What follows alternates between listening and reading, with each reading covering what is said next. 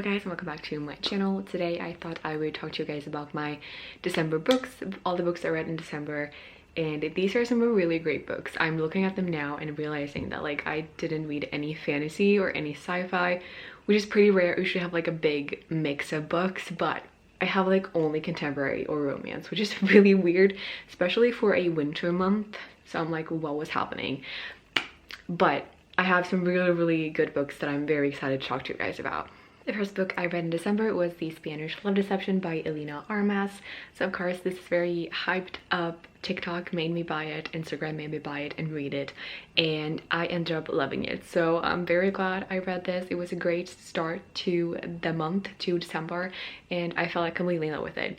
And here we follow Lena, who has her family back in Spain. She herself moved to the United States to, you know, work on her career and really become a boss bitch, honestly. And she is flying back home to her sister's wedding, I believe it is. I think it's her sister's wedding.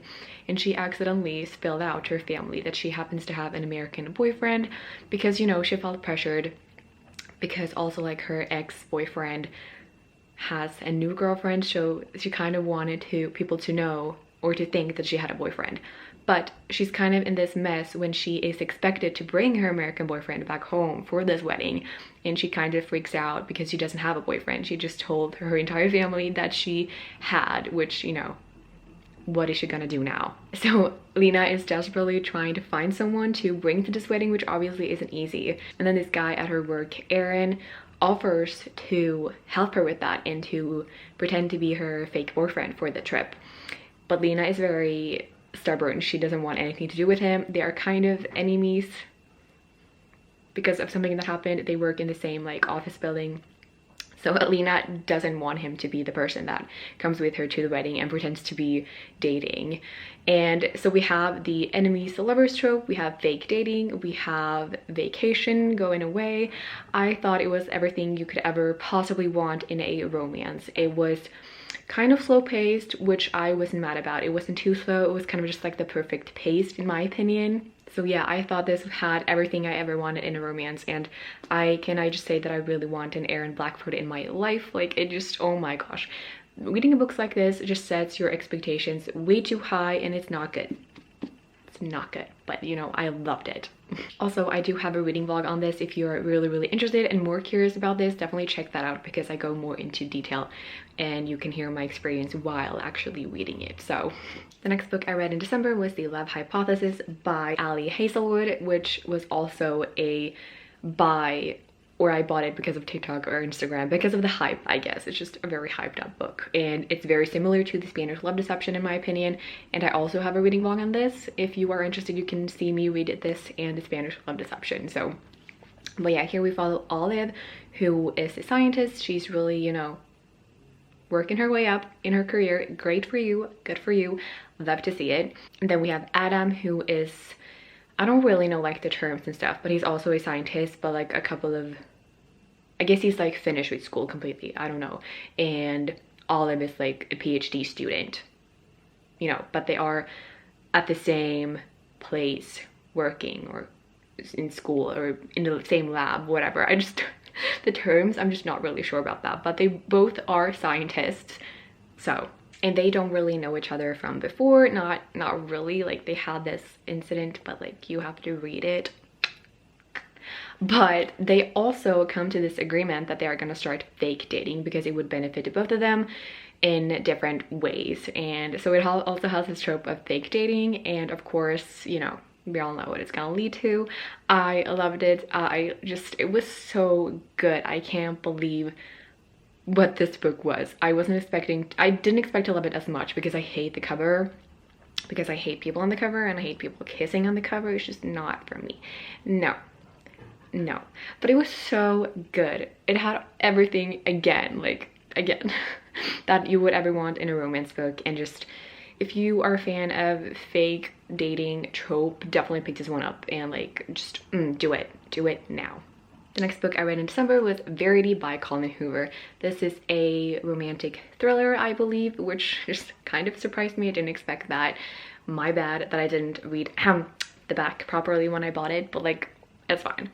In here we follow Lowen, I think she is called, who's kind of like a struggling writer. She is a writer and author, but she's struggling with it until she gets this really cool opportunity to finish a series by this really famous author, Verity, that is not able anymore to finish her own series because she's been injured very badly in a car accident. So she's kind of not in a coma, but she's like in bed rest. She can't move, she can't speak, so she can't finish her series. So Verity's husband, Jeremy, invites Lowen to their home to finish her series and to do all the research and to do everything in her office because she's very famous and it's like a very big, famous book series. So she needs to be like really prepared and do all the research and look through all of Verity's notes. And so she gets to live in their house with Jeremy and Verity and their children. And after a little while, Lowen starts to discover weird stuff in Verity's office. Something is not what it's supposed to be, like something is off. She finds letters and kind of like an autobiography that Verity has written, and she finds out very disturbing things about their life and what has happened to them and their children, and it's just really freaking creepy. Definitely lived up to the name of being a romantic thriller because the thriller part took over. I didn't even like the romance in here. Not a single moment I enjoyed the romance. It was just a good thriller to me, to be honest. And it was just really messed up in my opinion, but as I've said, it's a thriller, so it's supposed to be scary and messed up. So yeah, Lowen discovers so many secrets about Verity. It's just really weird and messed up and super scary. It had a lot of moments when I was scared. If you have seen the reading vlog when I read this, I was really scared. So yeah, if you're looking for a scary book, perfect. The next book I read in December was Ugly Love by Colleen Hoover. Yet another Colleen Hoover book. I love her. And here we follow Tate and Miles. So Tate is a registered nurse, I believe, and she's going back to school to study to have her master's degree or bachelor's degrees in nursing. I'm not sure which one. Again, terminology is really difficult for me in another language. But so she is moving back to San Francisco where her brother lives, and she moves in with her brother in his apartment. And her brother is a pilot. He works as a pilot, and he has this friend, Miles, that's also a pilot. So Tate and Miles meet through her brother since they are work buddies, workmates. They're both pilots. And Tate and Miles kind of have this attraction to each other. You kind of can feel it and you can kind of see it.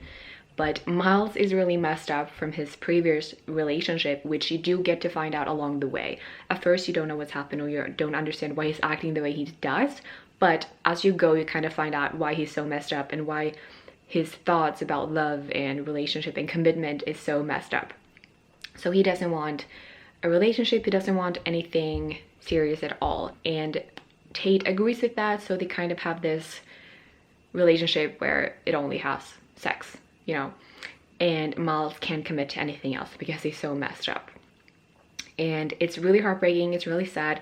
I did have mixed feelings about it when I read it because personally I don't like relationships like this. Like I would either want it to go the other way around, but it was interesting to read and I totally understand it. And it was just really heartbreaking and sad because you find out what happened previously, and in the end it was a really beautiful and good love story because the ending was really cute and beautiful and I did enjoy it. It was just a wild ride, I think. My feelings went really up and down, you know, just something else, but it was really good. It was a really good book. The next book I read in December was Beautiful World, Where Are You by Sally Rooney. This is actually my first Sally Rooney book, which is surprising because there's so many popular books by this author that it's crazy. I really need to get on it. But I wanted to pick this up because I heard great things about it and I love the cover. It just screams a good book.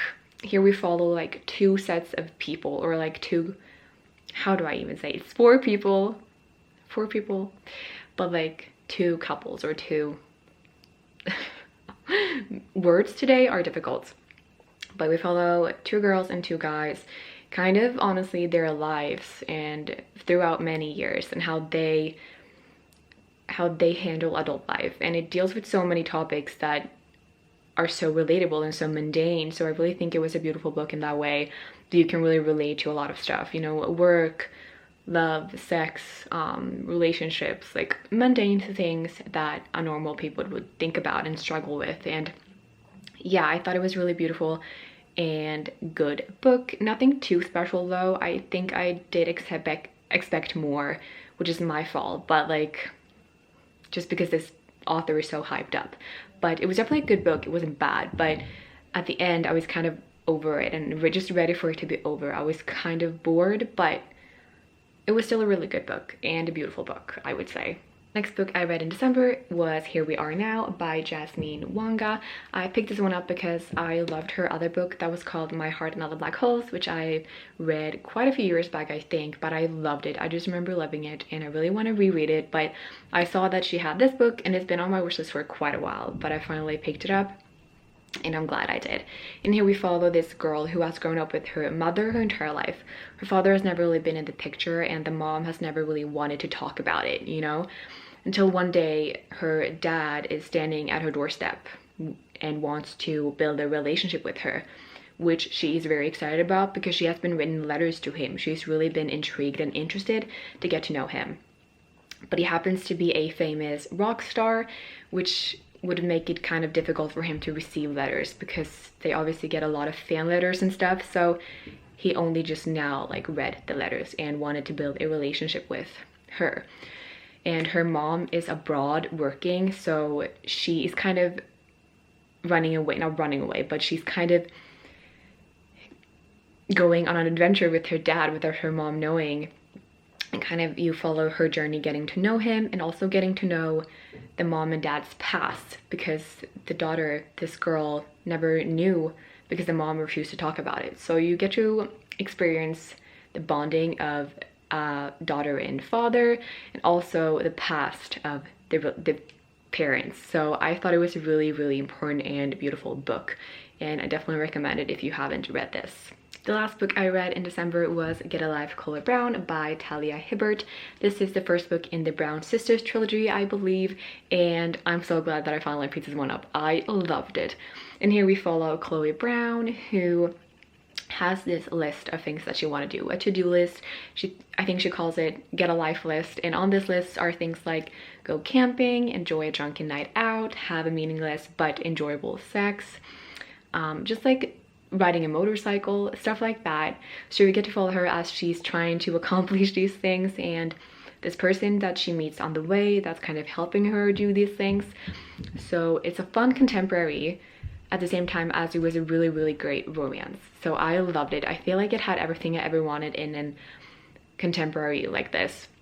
It was fun, it was easy, it was steamy, it was hot, it was just so fast-paced and easygoing, and I was kind of in a reading funk before picking this one up, and this really got me out of that because I was so excited about reading again after this and during this. So I'm so happy and I can't wait to read the rest of this series. I really want to buy them all now and read them because I loved it, and I hope the other two books are enjoyable as well.